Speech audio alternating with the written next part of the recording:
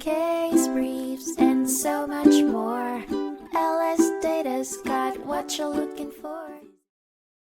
Dennis Williamson, a miner who found himself entangled in the legal web after a catastrophic car-bicycle collision, is now at the center of a groundbreaking Kentucky appellate court case, Williamson ex rel. Williamson v. Garland. The calamitous accident happened on a bright day in August on the bustling junction of Jackson Street and 29th Street. Toiling under the summer sun, Dennis was engaged in a bicycle race when he skidded on loose gravel, leading to his collision with Raymond Garland's car. The aftermath of this incident tangled both parties in a legal brawl, eventually landing them before the trial court. The court was unsparing and handed in a verdict favoring Garland. It ruled that the car driver was free from negligence, instead pinning the blame on young Williamson, arguing he was guilty of contributory negligence. It was a decision that Williamson and his legal team refused to accept lying down, thereby appealing the verdict. Sitting at the epicenter of this gut-wrenching case was the challenging question of whether a child, aged between 7 and 14, should be subjected to the same standards of contributory negligence as adults. It established that a minor's contributory negligence should be aligned to the conduct expected of an ordinary child of similar age,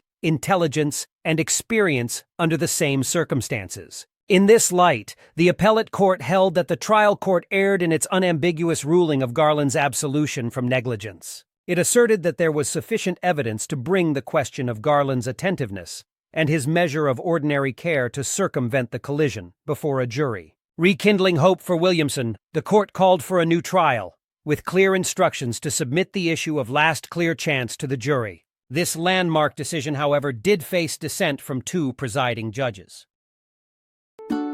Case briefs, and so much more.